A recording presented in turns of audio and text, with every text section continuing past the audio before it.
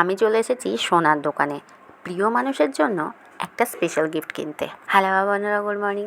আশা করি তোমরা সবাই খুব ভালো আছো। আমিও খুব ভালো আছি। অর্পিতা ডেইলি লাইফস্টাইলের নতুন একটা ব্লগে তোমাদেরকে অনেক অনেক স্বাগত। তোমরা নিশ্চয়ই এটা দেখে ভাবছো যে এটা কি। এটা হচ্ছে দুধের সর। তোরসা তন্নি দুজনের কেউই দুধের সর একদমই খেতে চায় না।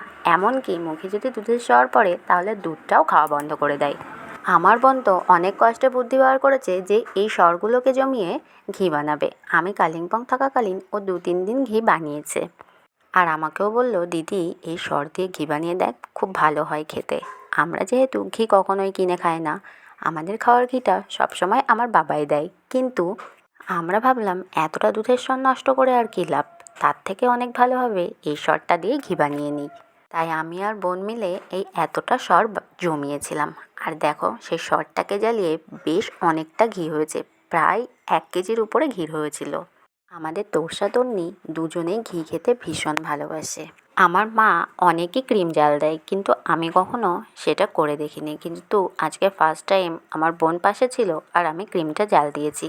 সত্যি ভীষণ সুন্দর ঘি হয়েছিল। আর এদিকে দেখো, আমার বোন গেছিল বাজারে আর তোরসা তন্নির জন্য আইসক্রিম নিয়ে এসেছে।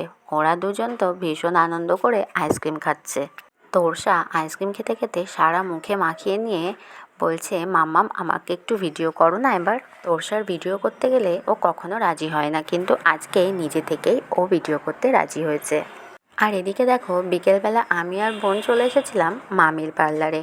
বেশ অনেক কয়েকটা মাস হয়ে গেল ভুরু প্লাক করা হয়নি। আমরা যেহেতু কাল আমার দাদার ছেলের অন্নপ্রাশনে যাব, সেই জন্য আজকে চলে গেছিলাম মামির পার্লারে একটু ভুরু প্লাক করতে। তোরসা আমার কোল থেকে নামছিল না, এদিকে তন্নিও এসে বসলো। তাই দেখে বোনকে বললাম, তুই আগে করে নে। আর ওদিকে বোন ভুরু প্লাক করছে, আর এইদিকে দেখো তোরসা তন্নি দুইজনে মোটামুটি যুদ্ধ শুরু করে দিয়েছে। যদিও ওরা দুই বোনে খুব একটা মারামারি করে না, তবে ছোট তো দুজনের কেউই বোঝে না।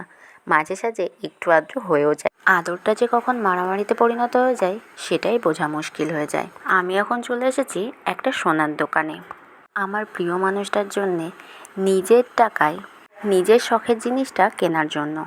নিজের টাকায় প্রিয় মানুষকে কিছু উপহার দেওয়ার মজাটা সত্যিই আলাদা।